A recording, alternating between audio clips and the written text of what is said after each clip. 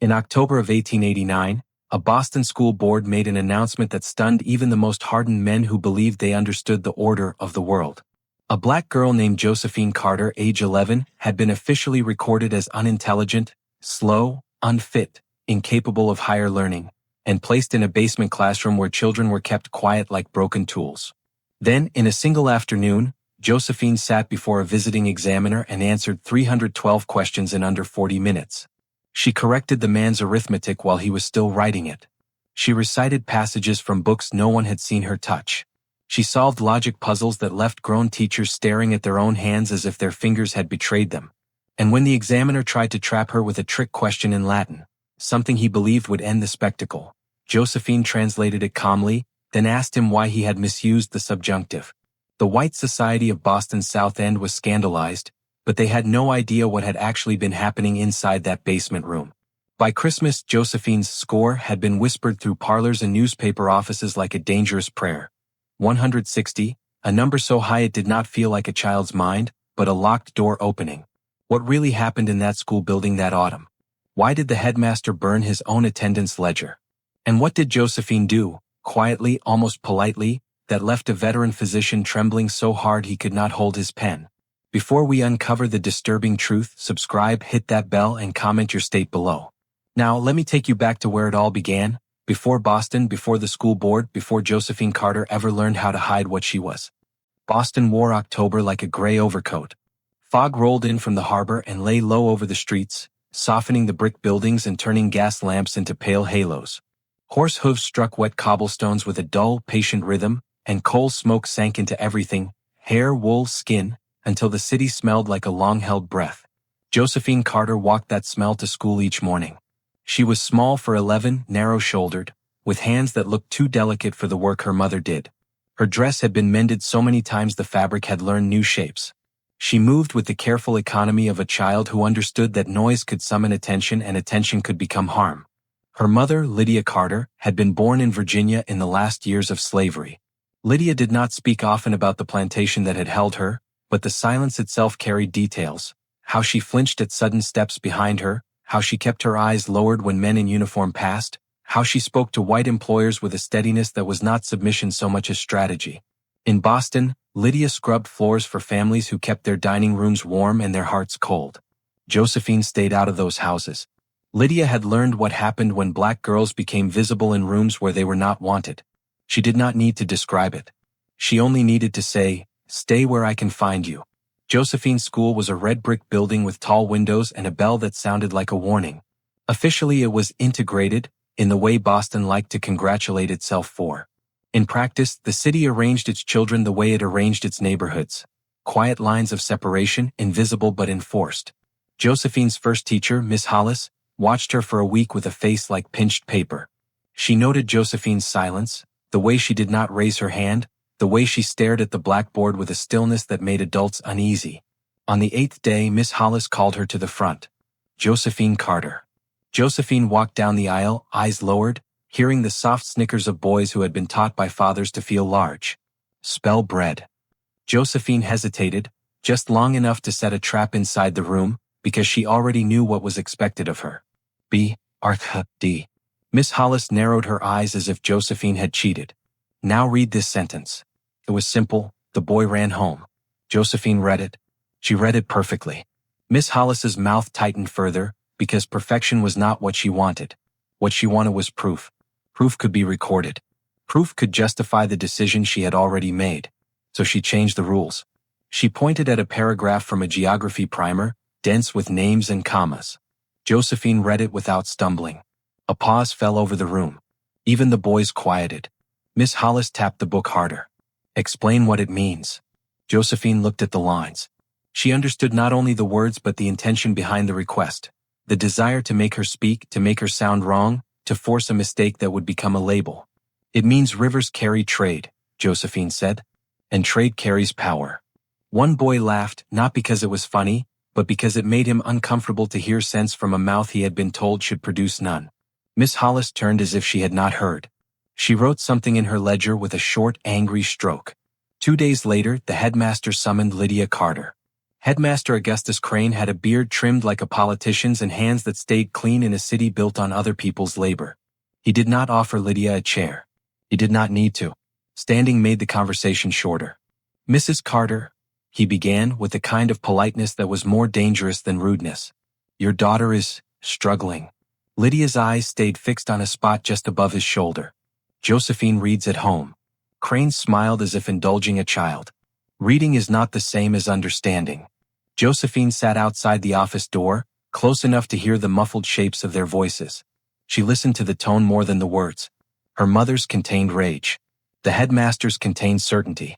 "She does not respond appropriately," Crane continued. "She stares. She falls behind. She disrupts the room with, how shall I say, oddness. Oddness is not a crime." Crane's smile cracked for a moment. "This is a school, Mrs. Carter, not a charity.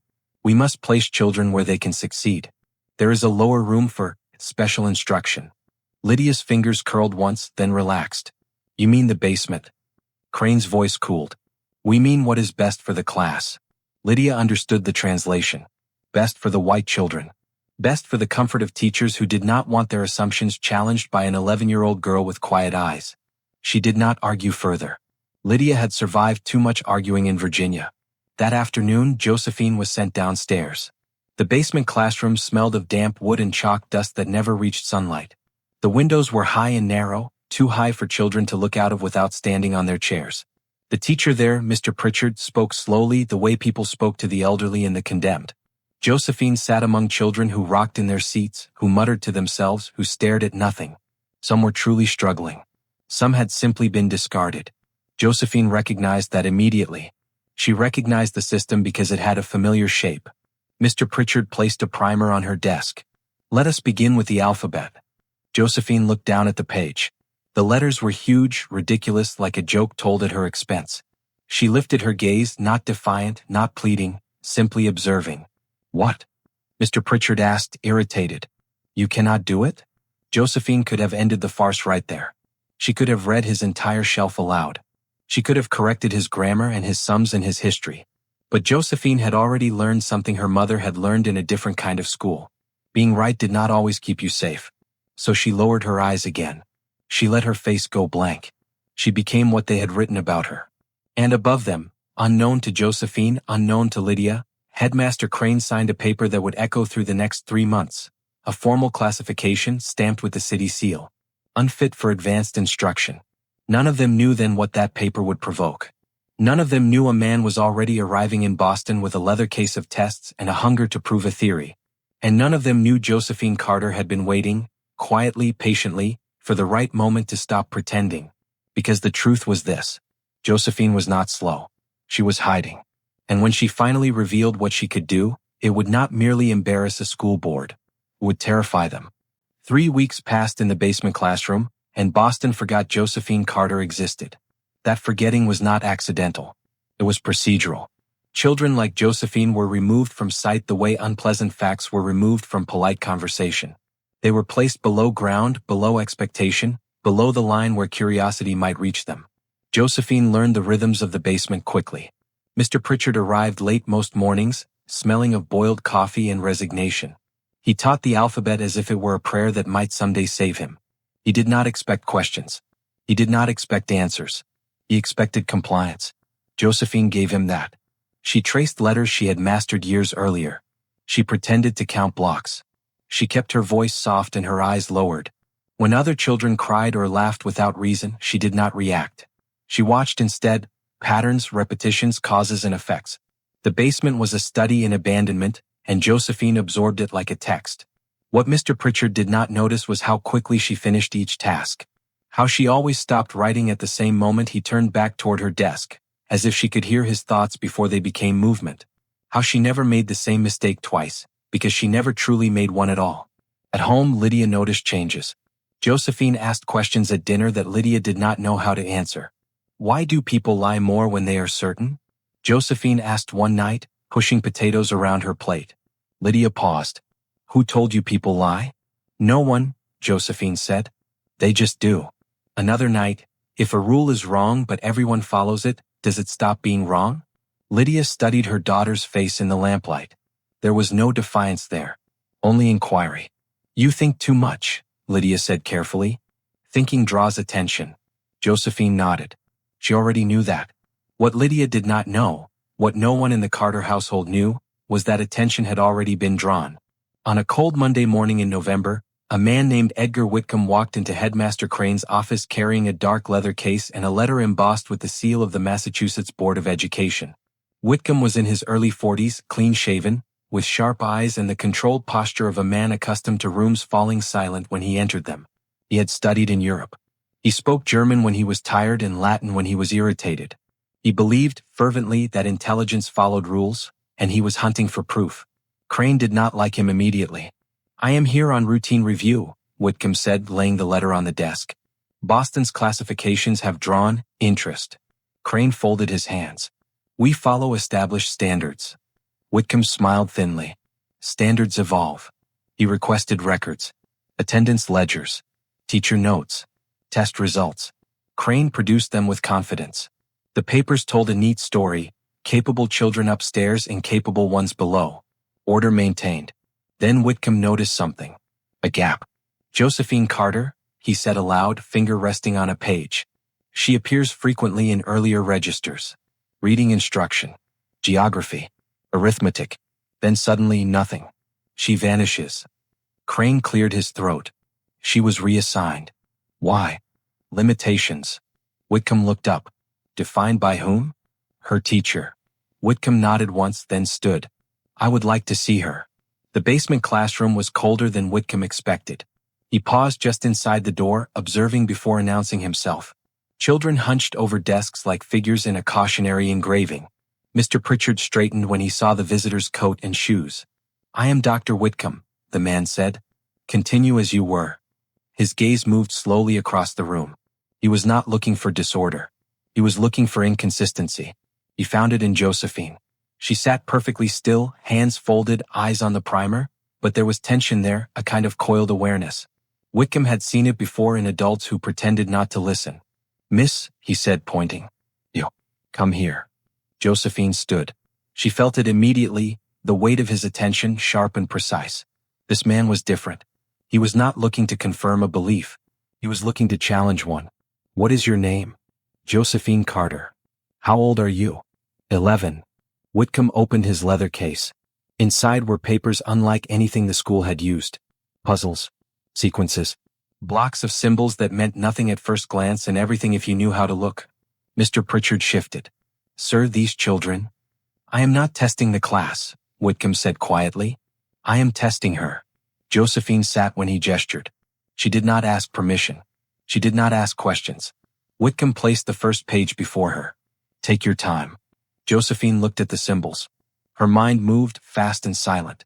She recognized structure immediately. Ratios, inversions, patterns layered inside patterns. She picked up the pencil. Whitcomb watched her hands. They did not shake. She finished the page in under a minute. He did not react. He placed another page down. Harder. Josephine's brow furrowed, not in confusion but in adjustment. She recalibrated. Finished. A third page. Then a fourth. The room grew very quiet. Mr. Pritchard wiped his hands on his trousers. Children stared openly now. Whitcomb's face remained composed, but something inside him had shifted. He was no longer verifying data. He was encountering anomaly. He slid one final page toward her. A logic construction he had never used on a child. Not once. Josephine hesitated. Not because she could not solve it. Because she understood, suddenly, that solving it would change things. She looked up at Whitcomb. Their eyes met. In that moment, he saw something that unsettled him deeply, not arrogance, not fear, but calculation. As if she were weighing futures. Go on, he said. Josephine answered every question correctly. When she finished, Whitcomb closed his leather case with a soft, final sound. Mr. Pritchard, he said without looking away from Josephine, how long has this child been down here? Pritchard swallowed. 3 weeks. Whitcomb nodded slowly. 3 weeks wasted. 3 weeks buried. He turned to Josephine. Would you like to come upstairs tomorrow? Josephine did not answer immediately. None of them knew why. None of them knew she was already thinking beyond tomorrow, toward consequences, toward danger, toward a truth that, once spoken, could not be unsaid. At last she nodded. Yes, she said. Josephine returned upstairs the next morning, and the building seemed to notice. The stairwell smelled different, less damp, more chalk and varnish, and each step creaked as if it were announcing her presence. Children glanced at her from behind their desks, curious in the careless way only children could be. Teachers noticed her too, though they pretended not to. A black girl coming up from the basement was not part of the natural order they had arranged for themselves. Dr. Whitcomb waited in a small side room that had once been a supply closet. A single window admitted a weak slice of winter light. A coal stove ticked as it cooled. On the table lay his papers, arranged with surgical precision. "You may sit," he said. Josephine did. She folded her hands in her lap, posture straight, face composed. If she felt fear, it did not reach her expression. If she felt anticipation, it stayed buried. Whitcomb began without ceremony. "What books do you read at home?" "Whatever is available." "That is not an answer." "Then it is the only one," Josephine replied gently. Whitcomb paused, studying her. He was used to children performing intelligence, showing off facts like tricks. Josephine did not perform. She conserved. He slid the first formal test toward her. "Read the instructions silently." Josephine did once. She did not ask for clarification. "Begin." The questions moved from arithmetic into abstraction, from memorization into synthesis. They required not just knowing but connecting, seeing relationships where none were offered. Josephine's pencil moved steadily. Sometimes she paused, eyes unfocusing for a fraction of a second, then continued. Whitcomb noted the pauses. They were not hesitation. They were recalculation. An hour passed. Then another. Outside the room, the school bell rang and rang again, marking lessons Josephine did not attend. No one interrupted them. Whitcomb had closed the door and, with it, the world that believed it knew her place. When Josephine finished the final page, she placed the pencil down exactly where she had picked it up. "I am done." Whitcomb exhaled slowly, as if he had been holding his breath without realizing it. He gathered the papers and did something he had not done in years. He checked the answers himself. What? Then again. The number formed gradually like a bruise. Whitcomb stared at it, then at Josephine, then back at the paper. He felt a flicker of triumph, proof of anomaly, of exception, but it was immediately swallowed by something colder. He knew what this meant. Not just for his research, for the school, for the city, for Josephine. He looked up. "Do you know what this number represents?" Josephine shook her head. That was a lie, but a careful one. She had inferred enough from his expression to understand it was dangerous knowledge. "It represents a level of cognitive capacity rarely measured even in adults," Whitcomb said. "It is extraordinary." Josephine nodded politely as if he had complimented her handwriting. Whitcomb leaned back. "How long have you known you were different?" Josephine considered the question. "Since I realized other people needed to be taught what I already understood." That was when. She thought of Virginia's stories whispered by her mother. Of patterns in speech. Of counting heartbeats while pretending to sleep. Very young. Whitcomb closed his eyes briefly. When he opened them, he had made a decision.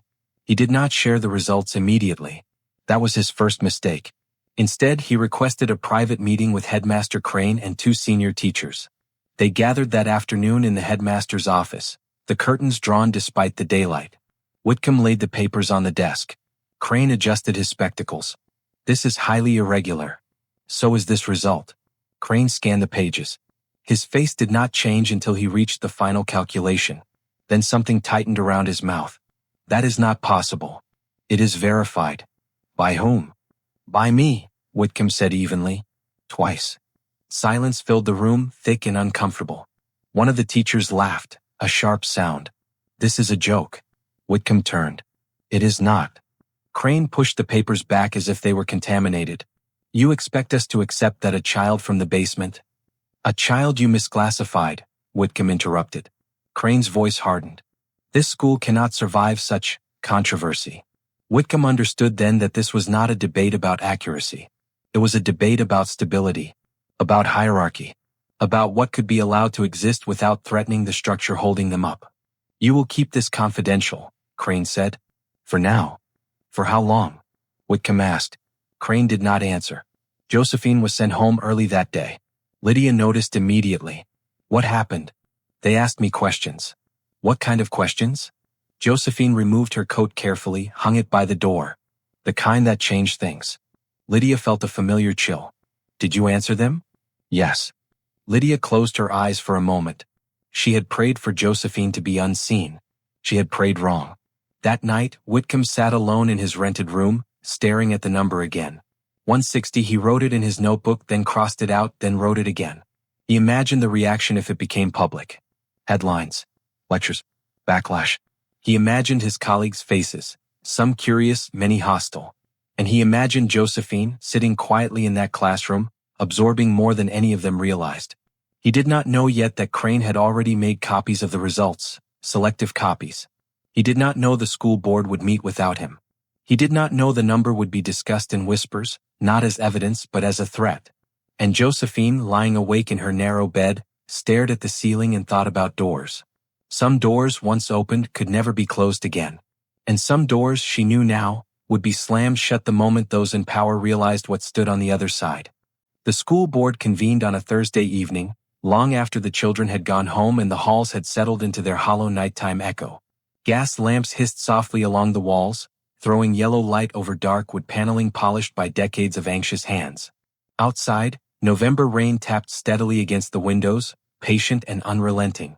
Josephine Carter was not invited. Neither was her mother. Dr. Whitcomb arrived to find the meeting already underway.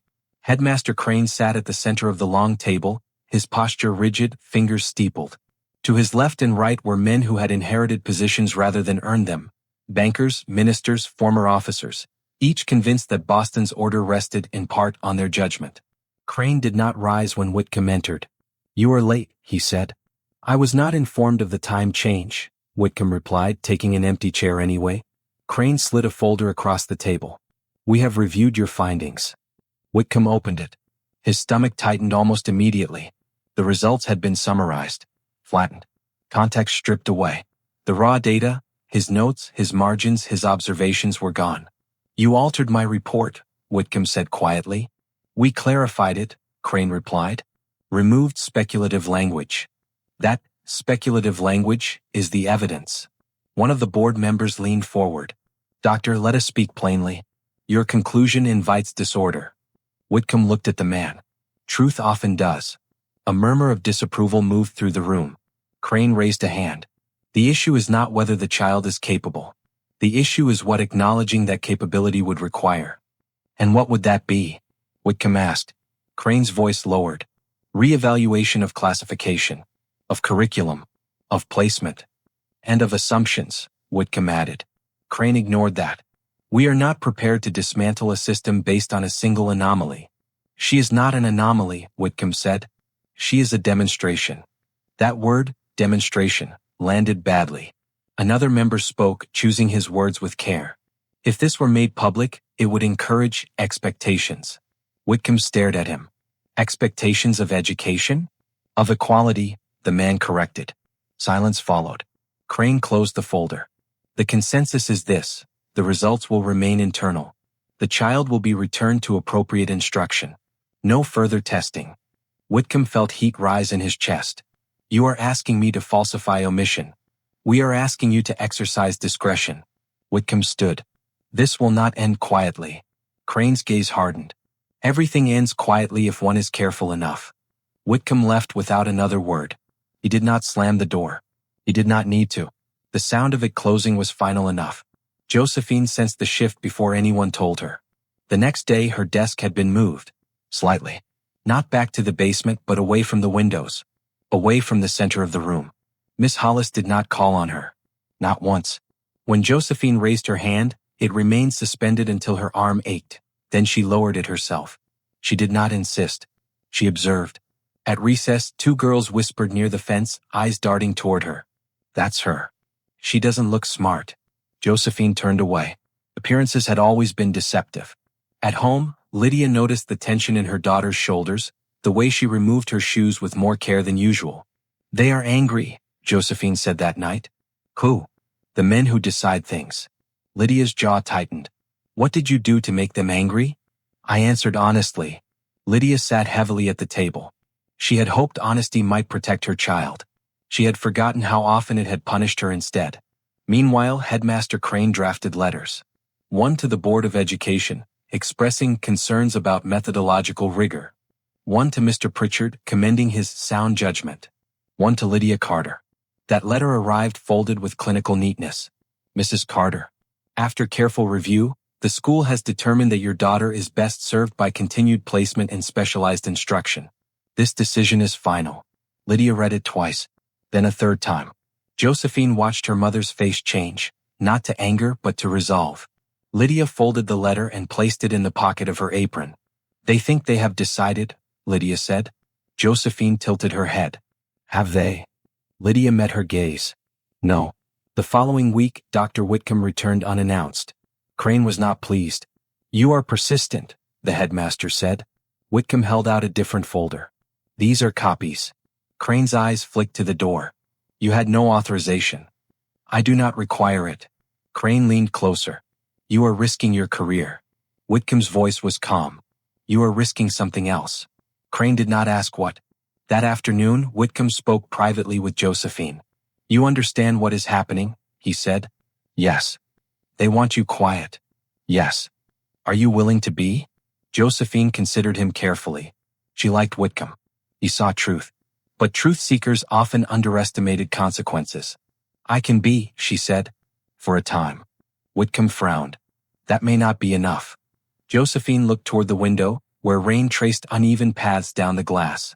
Nothing ever is, she replied. What neither of them knew, what none of them knew, was that a reporter had overheard a fragment of the board's conversation while waiting in the hall for an unrelated meeting. A single sentence. A number. 160. And once a number like that escaped into the world, it could not be herded back into silence. Not without force. And not without cost. The rumor began the way all dangerous things did in Boston. Quietly, politely, and just out of reach of accountability. A reporter named Samuel H. Crowley heard the number while pretending not to listen. He had been sitting on a wooden bench outside the school board office, hat tilted low, notebook closed on his knee, waiting for a committee member who never arrived. When the door opened briefly and a voice slipped into the hall, it carried only a fragment. 160. No, that cannot be allowed. Crowley did not know the context. He did not need it. Numbers like that did not appear by accident. By the following Sunday, the whisper had moved from the school building to a bar near the docks, then to a parlor in Beacon Hill, then to a church basement where men spoke carefully after prayer. Each time it traveled, it changed slightly, smarter, sharper, more unbelievable. A black girl. No, a boy. They say she corrected the examiner. They say it frightened him. By Monday morning, Headmaster Crane sensed the shift in the air. Teachers spoke more softly. Parents lingered in hallways. Curiosity pressed against the walls of the building like rising water. Josephine felt it too. Eyes followed her now, not dismissive but searching. Measuring. She recognized the look. It was the same one men had once used on her mother long ago, when Lydia had been deemed useful. At recess, a boy approached her. He was older, nearly 13, with hair slicked down and confidence borrowed from a father who believed the world belonged to him. Are you really that smart? He asked. Josephine did not answer. My father says it's impossible, he continued. Says someone made a mistake. Josephine looked at him then. Does your father make mistakes? The boy flushed. Everyone does. Josephine nodded. Then perhaps this is not impossible. He walked away, unsettled, as if she had named something he did not want to examine. Dr. Whitcomb read the morning paper with a growing sense of dread. The article was buried on the third page, written cautiously, without names. Unverified reports suggest an irregularity in local educational assessment. It was enough. He folded the paper and stared at the wall. He had hoped to control the release, to frame it carefully, to protect Josephine from becoming a symbol before she had any say in the matter. That hope was gone. That afternoon, he found Josephine in the classroom, copying some she had solved years earlier. They know, he said quietly. Josephine did not look up. Some of them. It will escalate. Yes. You could deny it. Josephine paused her pencil. They would not believe me. Whitcomb hesitated. They might believe a mistake. Josephine turned to him then, eyes steady. A mistake still leaves me where I am. Whitcomb had no answer to that.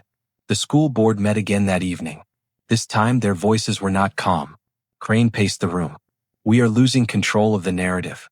One member slammed his hand on the table. Then end it. How? Another demanded. Crane stopped pacing. His voice dropped. Discredit the source. Whitcomb's name hung unspoken between them. And the child? Someone asked. Crane's jaw tightened. Return her to obscurity. The plan was simple, brutal, effective. The next morning, a second article appeared, this one more direct. Questions raised about testing methods in Boston schools. It cited unnamed officials. It cast doubt. It implied exaggeration, incompetence, even misconduct. By the end, the story had turned not on Josephine's mind, but on Whitcomb's judgment. Whitcomb read it standing in the street, the paper trembling slightly in his hands. He understood then that he had been outmaneuvered. By noon, he received a letter requesting his resignation, pending review. Josephine heard the news from Miss Hollis, who announced it to the class as if it were weather. Dr. Whitcomb will no longer be visiting, she said. We will proceed as usual. As usual meant silence. Josephine went home early again. Lydia was waiting, the newspaper spread open on the table. They are calling him a liar, Lydia said. Yes. And you? Josephine sat across from her. They are pretending I never happened. Lydia reached across the table and took her daughter's hands. We can leave. Josephine looked at her mother, really looked. At the lines carved by survival. At the strength built from endurance rather than comfort. They would follow, Josephine said softly. Not us. The idea. That night, Josephine dreamed of doors again, but this time she saw them closing one by one until only a narrow opening remained. She woke before dawn and sat up, heart pounding. By morning, Dr. Whitcomb was gone. No farewell. No explanation. His rented room was empty. His landlady said he had left before sunrise, carrying only his leather case. The copies he had made were nowhere to be found. Or so Crane believed. What no one realized, not yet, was that Whitcomb had mailed a packet of documents the night before his resignation was requested. He had addressed it not to a newspaper, but to a university in New York known for asking dangerous questions. And Josephine, standing at her classroom window, felt something settle inside her. Not fear, but clarity. They had chosen silence. She would choose patience. Because she understood now what they did not. The truth did not need permission to surface. It only needed time.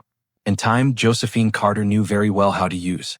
Winter arrived early that year, and with it came a hardening of Boston's mood. Snow fell not in soft drifts but in sharp, wind-driven sheets that stung exposed skin and turned streets into narrow corridors of ice. The city moved inward, doors closed sooner, voices lowered, tempers shortened. It was a season that rewarded conformity and punished difference. Josephine returned to the basement. The decision was delivered without ceremony. A brief note. No explanation. Mr. Pritchard nodded when she entered as if she had never left.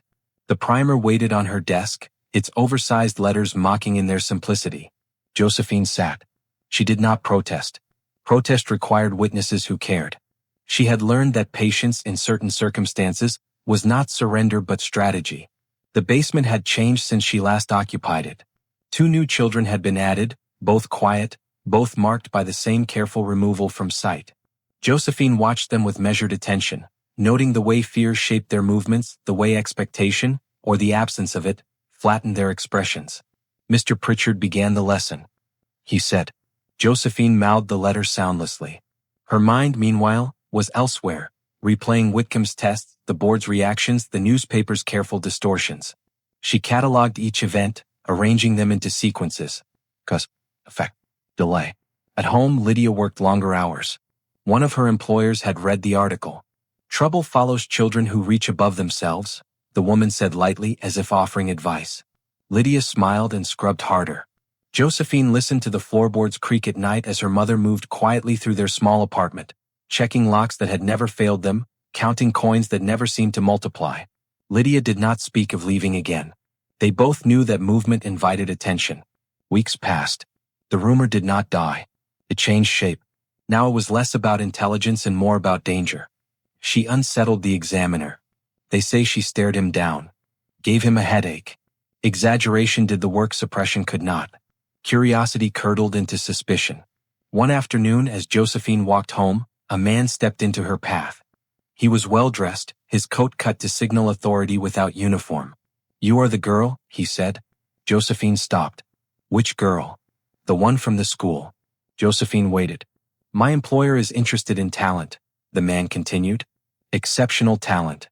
Josephine studied his face. He was careful but not kind. I am not interested, she said. The man smiled thinly. You may not have a choice. Josephine felt the familiar chill. This was a different danger than ridicule. This was interest. She walked around him without another word. He did not follow. That night, Lydia noticed her daughter's silence had deepened. Tell me, Lydia said. Josephine told her everything. Lydia listened without interruption. When Josephine finished, her mother sat very still. They will try to use you, Lydia said. Yes. They will try to make you disappear if you refuse. Yes. Lydia reached for her daughter's face, cradling it with hands rough from labor. Then we must be careful. Josephine nodded. Careful had kept Lydia alive. It might keep her alive too. Meanwhile, in New York, a packet of documents arrived at a university office. It sat unopened for 3 days while clerks debated jurisdiction. When it was finally reviewed, it passed through cautious hands, each one less willing than the last to attach a name to its contents. The number was there. So were Whitcomb's notes, observations written with a precision that left little room for dismissal. Whoever read them understood immediately why the packet had been sent quietly. Back in Boston, Headmaster Crane received a letter bearing a New York postmark. He did not open it at once. He let it sit on his desk like a threat he pretended not to see. Josephine sensed the tension again. Teachers avoided her gaze. The basement door stayed locked longer than usual. Then one morning Mr. Pritchard did not arrive. A substitute appeared instead, a young woman with eyes too alert for the basement. She watched Josephine closely as the lesson began. During the break, she approached Josephine's desk. You read very quickly, she said softly. Josephine did not answer. The woman leaned closer. You do not need to pretend with me. Josephine met her gaze. Something in the woman's expression, fear mixed with resolve, reminded her of Whitcomb. Why are you here? Josephine asked. The woman hesitated. Because someone asked me to be. Who? The woman straightened. Someone who believes you deserve to be seen. That afternoon, Josephine was summoned upstairs again. Crane stood by the window, hands clasped behind his back. He did not turn when she entered. You have attracted attention, he said. Josephine waited. This is not a compliment, Crane continued. It is a liability. Josephine spoke carefully. Then why am I here? Crane turned. His face was tight, eyes rimmed with fatigue. Because the attention has moved beyond us. He held up the New York letter. They want to verify. Josephine felt a shift inside her. Not relief, not fear, but inevitability. Verification meant exposure. Exposure meant loss of control. Crane's voice dropped. If this proceeds, there will be consequences. For whom? Josephine asked. Crane studied her, perhaps seeing for the first time that the child before him was not naive. For everyone, he said. Josephine thought of Whitcomb's leather case. Of Lydia's hands. Of the man in the street offering interest that was not benevolent. I understand, she said. Crane nodded as if that settled it. What he did not know, what none of them knew, was that the New York University had already decided to send its own examiner. And this one would not be as cautious as Whitcomb, nor as willing to disappear quietly. The price of patience, Josephine understood as she left the office, was that eventually it demanded payment.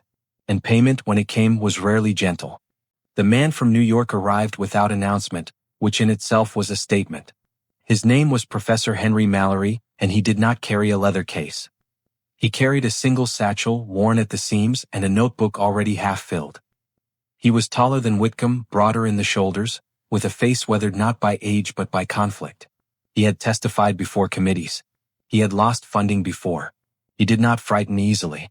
Headmaster Crane learned of his presence when Mallory was already in the building. I have authorization, Mallory said, laying the letter on the desk. And I do not require supervision. Crane read it twice, jaw tightening. We have procedures.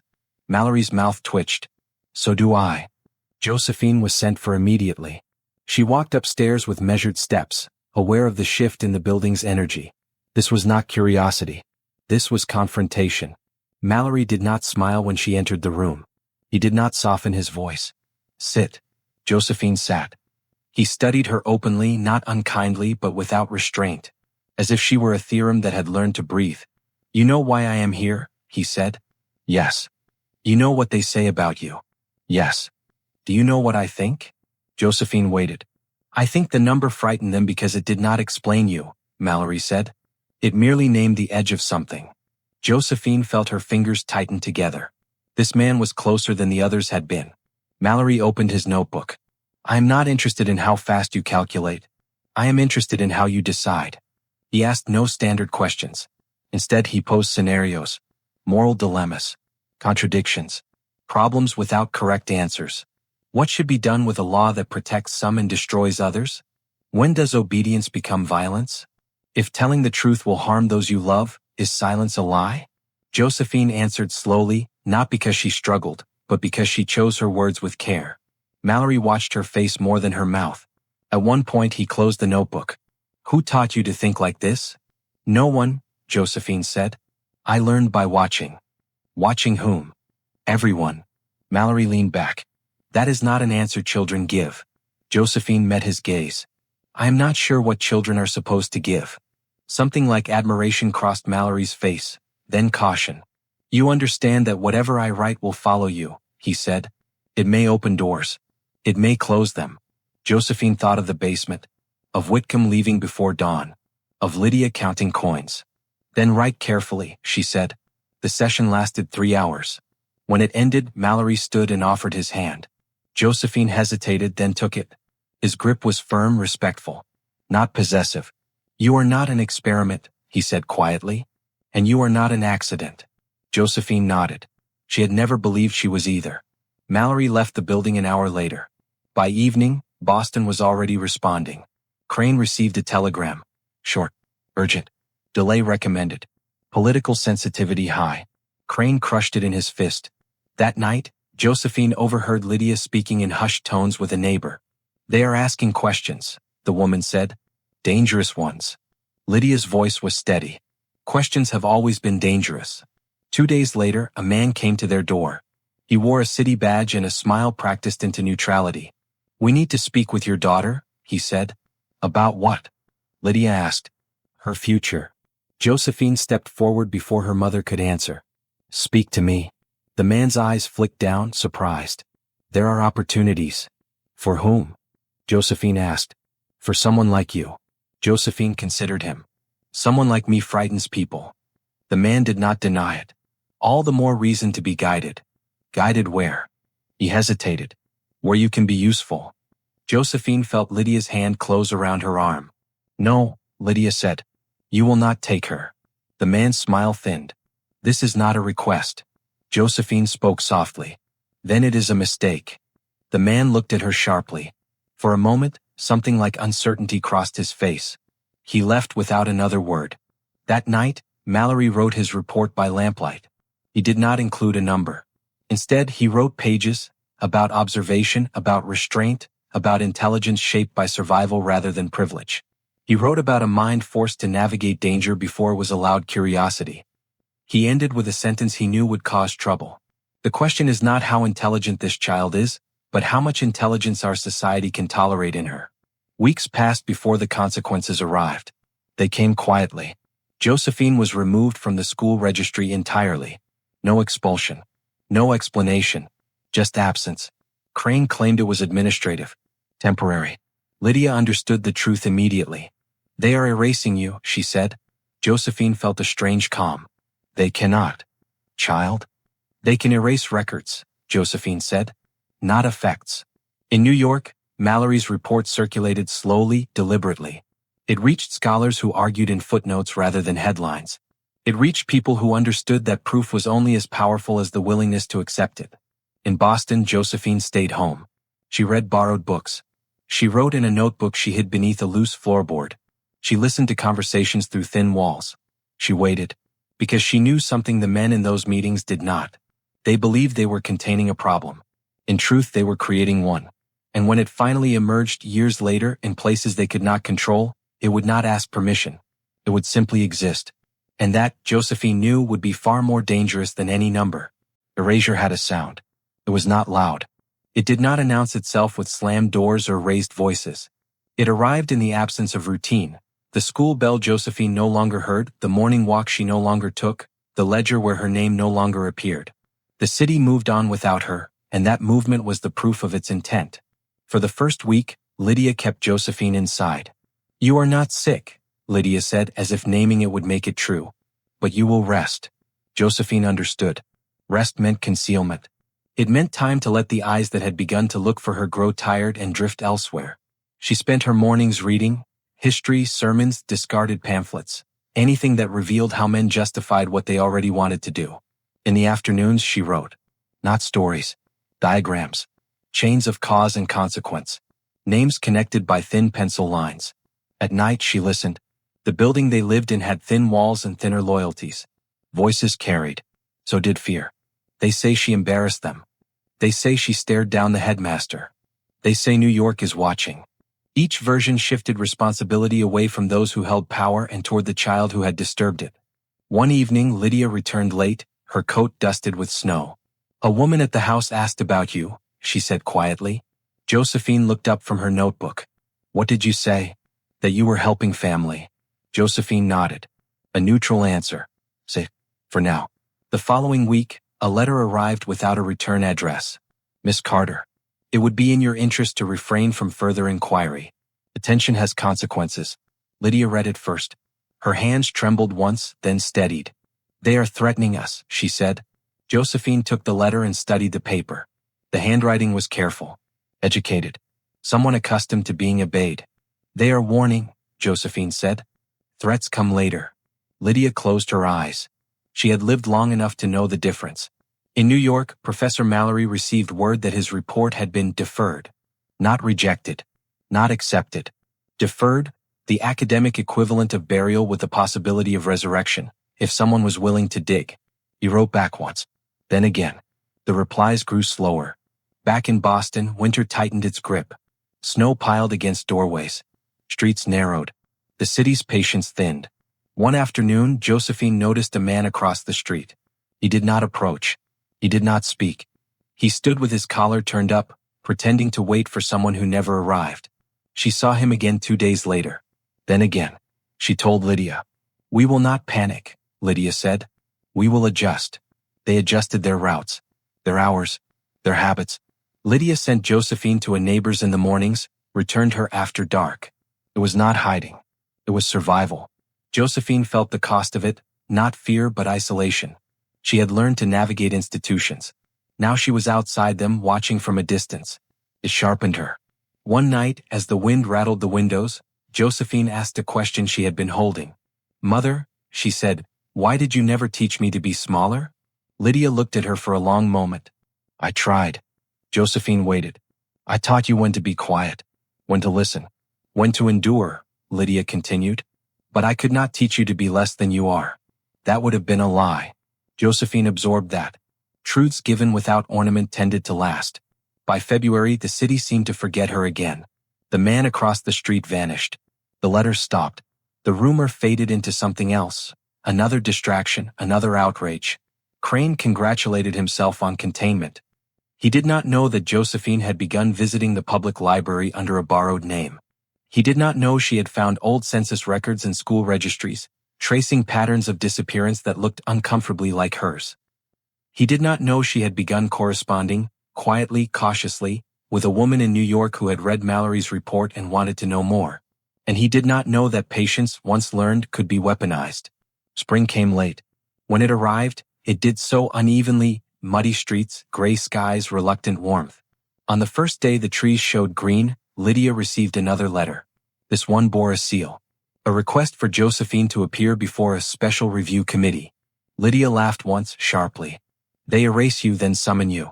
Josephine read the letter carefully. They are divided, she said. Some want proof buried. Some want control. And what do you want? Lydia asked. Josephine considered the question longer than most. I want them to stop deciding who gets to exist, she said. Lydia reached across the table. That is a dangerous want. Yes. They agreed Josephine would go. Not because the committee deserved her presence, but because absence this time would be interpreted as guilt. The meeting was scheduled for a Thursday. 3 days before it, Professor Mallory sent a final letter. If they ask you to diminish yourself, he wrote, do not comply. Silence is not the same as consent. Josephine folded the letter and placed it beneath the floorboard with the others. The night before the meeting, she lay awake, listening to the city breathe. She felt no dread, only resolve. What the committee did not know, what none of them knew, was that Josephine had already decided how much she would give them. Enough to expose their fear. Not enough to surrender herself. Because erasure, she understood now, was not the end of a story. It was the space where a different one began. And in that space, quiet, narrow, overlooked, Josephine Carter had learned exactly how to wait.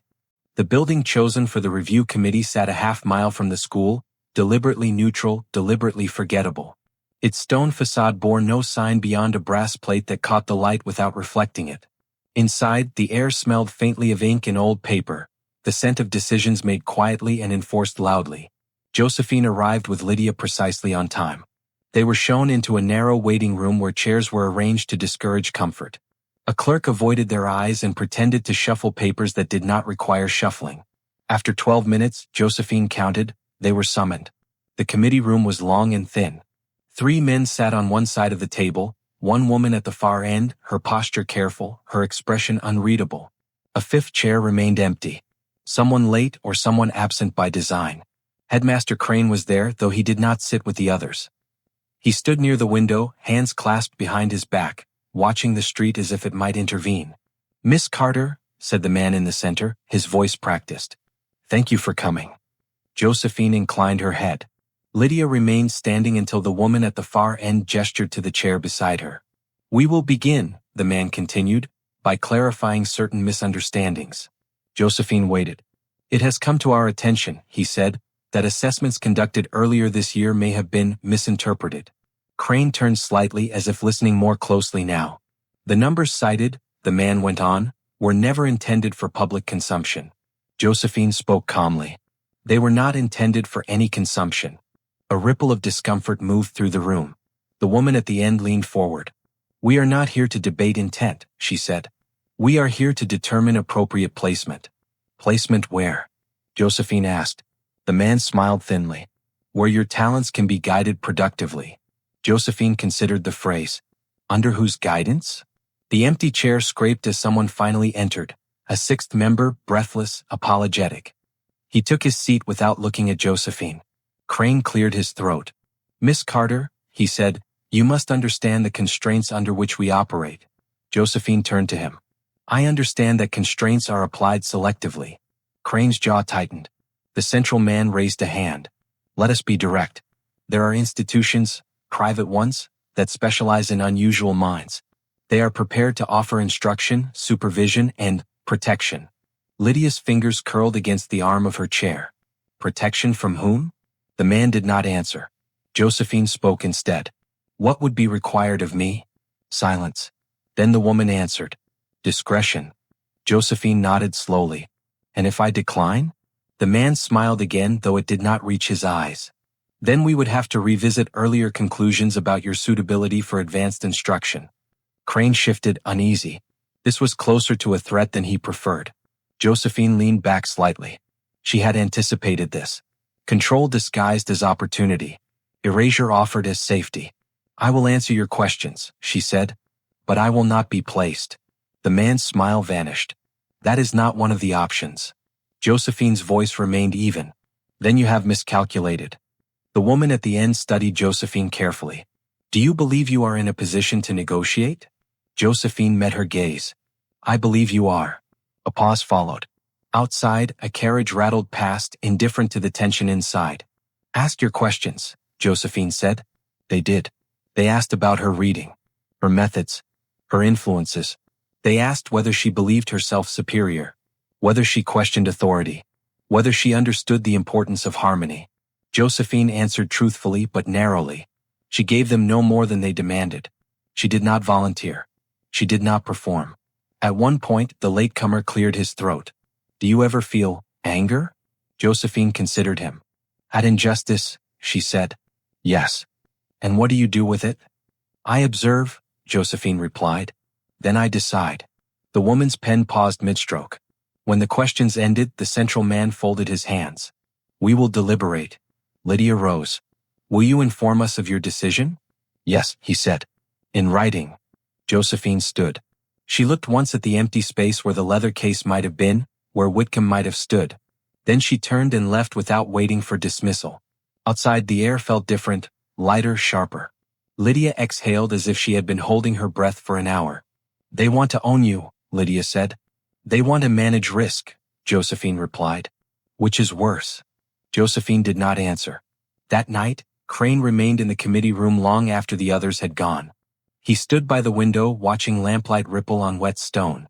He knew the meeting had not gone as planned. He also knew something else, something he had not admitted even to himself. He was afraid. Not of scandal. Of exposure. Josephine did not fit the explanations he had built his life upon. And explanations once broken did not simply mend. 2 days later the letter arrived. It was shorter than expected.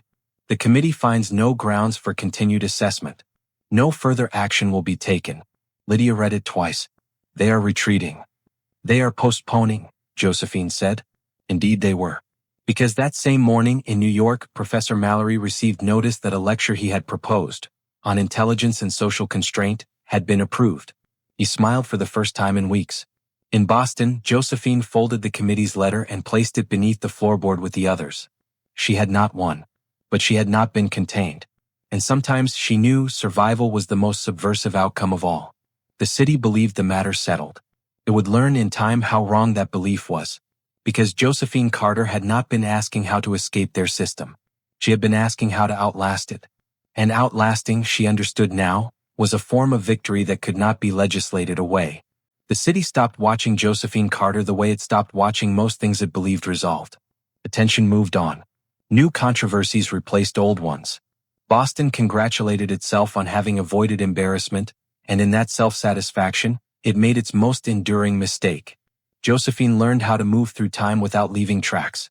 At 14, she took work copying documents for a small shipping office near the harbor. The pay was minimal, but the access was invaluable. Ledgers taught her more about power than any textbook, how goods flowed, how debts chained men more effectively than iron, how errors were hidden and profits laundered into respectability. She copied exactly what she was given, then memorized the rest. At 16, she began tutoring 2 children in the evenings, white boys whose father believed education was a tool rather than a right. He never asked Josephine where she had learned to teach. He never asked how she corrected his son's Latin with a precision their schoolmaster lacked.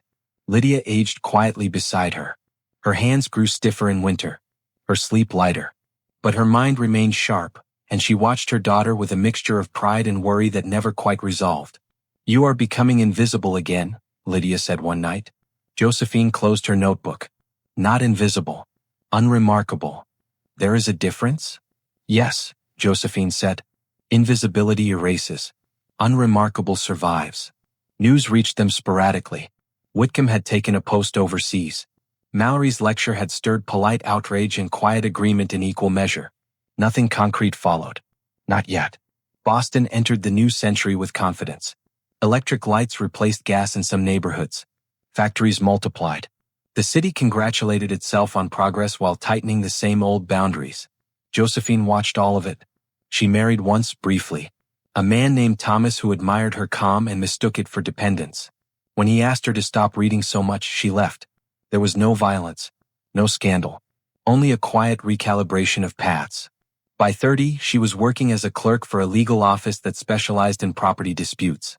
It was there she learned how the past could be weaponized, how old deeds and forgotten clauses determined who belonged where. She learned which words mattered in court and which were decorative. She never spoke publicly, never published, never attached her name to an argument. Instead, she wrote letters, careful ones, thoughtful ones, sent to scholars who asked the right questions and politicians who did not realize what they were being handed. She cited sources. She framed arguments as concerns, not challenges. She let others take credit. Lydia did not live to see the full shape of it. When her mother died, Josephine buried her with the quiet dignity Lydia had taught her. No speeches, no proclamations, only gratitude. "You taught me how to wait," Josephine whispered at the grave. "I have not wasted it." By the time Josephine reached 50, her name meant nothing to Boston. But her ideas were everywhere. They appeared in revised curricula, in court decisions that cited unnamed research, in policies that shifted slowly, almost imperceptibly, until resistance could no longer find a single point to attack. No one traced the lines back to the girl from the basement classroom. They could not, because Josephine had never placed herself at the center. Years later, a young woman approached her after a lecture Josephine had helped write but not deliver. "You are very quiet," the woman said, "for someone who understands so much." Josephine smiled. Understanding does not require volume. The woman hesitated. Do you believe change is possible? Josephine considered the question as she always did. Not in theory. In evidence. Yes, she said. But not in the way people expect. What way is that? Josephine looked out the window, where the city continued its restless motion. Change comes when those who benefit least learn how the system thinks, and then use that knowledge without asking permission. The woman nodded, not fully understanding but sensing truth. Josephine lived long enough to see schools integrate in ways that would have been unthinkable in her childhood.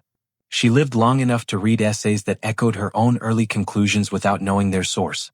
She lived long enough to understand that recognition was not the same as impact. When she died, quietly in her sleep, the city did not mark the moment. No obituary appeared in the papers. No committee convened.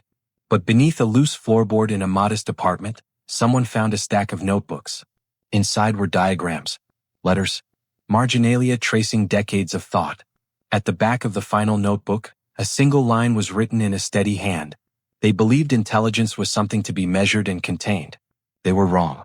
The notebooks passed through careful hands. Some were lost. Some were cited without attribution. Some changed minds. And somewhere, in a basement classroom long since repurposed, sunlight finally reached the walls where Josephine had once learned to wait. The city would never know her name, but it would live inside the consequences of her patience. And that, Josephine Carter had understood from the beginning, was the only victory worth pursuing. Decades later, long after Josephine Carter's name had thinned into obscurity, the city began telling a different story about itself. Boston liked to believe it had arrived at fairness through moral clarity rather than correction. School textbooks praised gradual enlightenment. Committees congratulated themselves on reforms that appeared inevitable in hindsight. Progress, they insisted, had been a natural evolution, steady, reasonable, uncontested. That story required forgetting Josephine. In 1937, a graduate student named Eleanor Finch discovered a misfiled packet while researching early intelligence testing. The folder was thin, the label faded, the contents incomplete. But one page stopped her cold. A marginal note, written in a precise hand. Result inconclusive. Subject exceeds measurement. Eleanor followed the trail carefully. She found references without names. Citations without sources.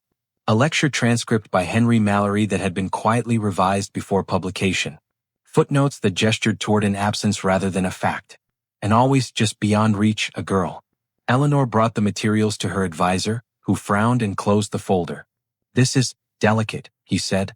"There are reputations involved." Eleanor did not argue. She copied the pages instead. What she reconstructed over the next 3 years was not a scandal but a pattern. Children reassigned without explanation. Assessments sealed. Anomalies smoothed into averages. Intelligence treated not as a human trait, but as a resource to be regulated. Josephine's notebooks surfaced then. Passed from one careful reader to another, never displayed, never celebrated. They were dense, unsentimental, precise. They contained no anger. Only analysis. One passage appeared repeatedly in Eleanor's notes. The system does not fear intelligence. It fears intelligence it cannot command. Eleanor attempted to publish. The journal declined. She tried another. Then another. The responses were polite, encouraging, empty. This work lacks sufficient attribution. This thesis relies too heavily on inference. This subject is better left to sociological speculation. Eleanor persisted anyway. In 1942, she delivered a lecture to a half-filled hall. She did not name Josephine Carter.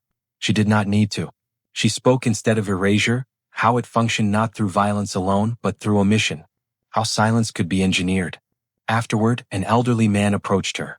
"You are describing a girl," he said quietly. "From Boston." Eleanor felt her pulse quicken. "You knew her?" He shook his head. "I knew of her. They were very afraid." "Who?" Eleanor asked. He smiled sadly. "Everyone who benefited from pretending she did not exist." The lecture never made the papers. But it circulated. Ideas moved in ways that names could not. By the 1950s, educational theorists began questioning the foundations of intelligence testing. By the 1960s, activists cited studies that echoed Josephine's early conclusions. By the 1970s, historians began asking why certain records vanished while others survived intact. No one ever recovered the full story. Too many pages were missing. Too many people had decided forgetting was safer. But fragments endured. A line in a report. A method in a classroom. A principle embedded so deeply it appeared original to those who inherited it. Josephine had anticipated this. In one of her final notebooks, she had written, "History does not remember those who shout. It remembers those who alter the structure of what comes next." She had never intended to be remembered. She had intended to be effective. And she was. Because even as the world debated whether intelligence was fixed or fluid, inherited or earned, measured or immeasurable, it did so on ground Josephine Carter had helped prepare, quietly, patiently, without permission. Her life did not end in triumph. It ended in continuity. And continuity, she had learned early on, was the most radical outcome a system built on interruption could never fully prevent. What history almost missed was not a prodigy. It was a strategy. One that worked.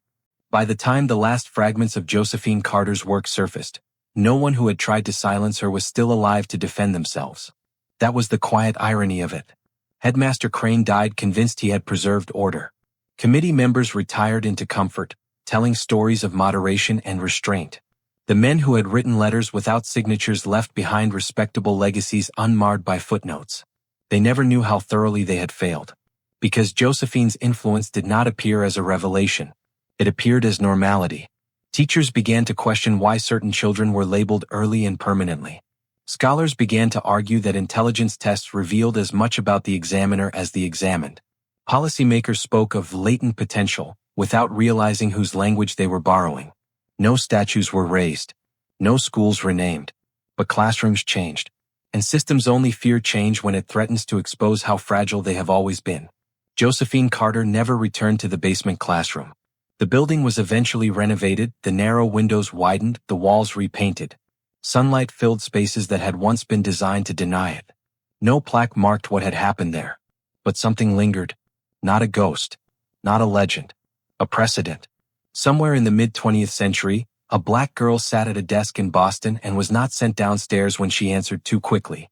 Somewhere else, a teacher hesitated before writing the word unfit. Somewhere else, a child learned that silence did not mean absence, and that intelligence did not require permission to exist. That was Josephine's legacy. Not a number, not an article, but a recalibration of what could no longer be denied. In one of the final letters Eleanor Finch preserved, written in Josephine's steady hand, there was no bitterness. Only clarity. They believed power was loud. They never learned how much quieter endurance could be. Josephine had understood something most of her opponents never did. Systems are not overturned by confrontation alone. They are undone when the people they exclude learn how the system thinks, and then survive long enough to outgrow it. She had not escaped history. She had reshaped it from the inside. And that is why her story matters. Because the most dangerous minds are not always the ones that rebel openly. They are the ones that adapt, endure, and wait. If this story unsettled you, if it made you question how many Josephinas were buried in records, classrooms, and committee minutes, then let me know. What do you think frightened them more, her intelligence or her patience? Leave your thoughts in the comments below. If you want more dark historical mysteries like this, stories where power, silence, and truth collide, subscribe to the channel, hit the notification bell, and share this video with someone who believes history is only written by the loudest voices. Some stories were not meant to be celebrated. They were meant to survive. And some voices were never silenced, only delayed.